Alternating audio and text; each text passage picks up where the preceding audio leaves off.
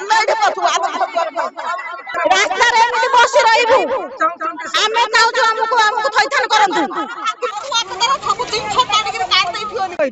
ତାପରେ ଆଜି ଆଇଲା ବେଳକୁ ଦେଖିଲା ବେଳକୁ ଆମେ ପାଞ୍ଚଟାରୁ ଜିନିଷ କାଢିକି ଡରି ମାରିକିରି ରଖିଦେଲୁ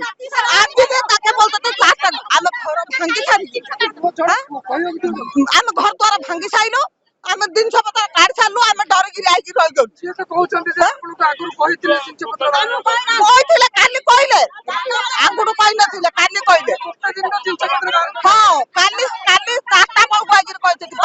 4ଟାରେ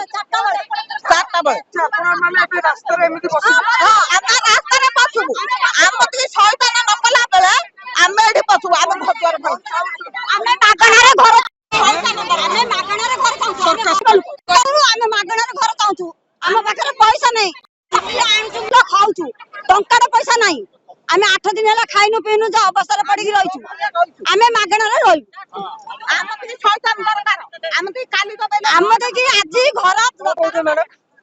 ଗୋଟିଏ ମୋଟିଏ ଦୋକାନ କରିଥିଲୁ ମାସେ ହେଲା ଦୋକାନ ବନ୍ଦ କରିଦେଲେ ତାପରେ ଆସିଲେ ଆମ ଘର ଭାଙ୍ଗିଲେ ଆମକୁ ଖବର କହିଲେ ତାପରେ ଶୁକ୍ରବାର ଦିନ ଗାଡି ଆଣି ମୋର ଏଇପଟ ଘର ଭାଙ୍ଗିଲେ ତାପରେ ଆମେ ଟିକେ ଅନୁରୋଧ କଲୁ ବୋଲି ଆମେ ଟିକେ ଜିନିଷ କାଢିବୁ ରଖନ୍ତୁ ଠିକ ଅଛି ଜିନିଷ କାଢିଦେଲୁ ତାପରେ କାଲି ଆଲାଉନ୍ସ କରିଲେ ସରକାରୀ ଜାଗାରେ ଯିଏ ଦଖଲ କରି ରହିଛ ସେ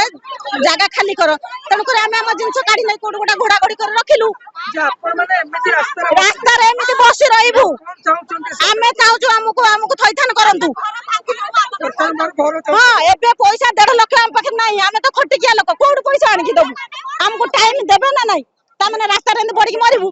କେତେ ଦିନ ପୂର୍ବରୁ କୁହାଯାଇଥିଲା ଜିନିଷ ପତ୍ର ବାହାର କରିବା କାଲି କହିଲେ ମତେ ଗୋଟେ ଦିନରେ ଶୁକ୍ରବାର ଖାଲି କରନ୍ତୁ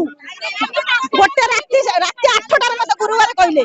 ଶୁକ୍ରବାର ମୁଁ ଖାଲି କରିପାରିବି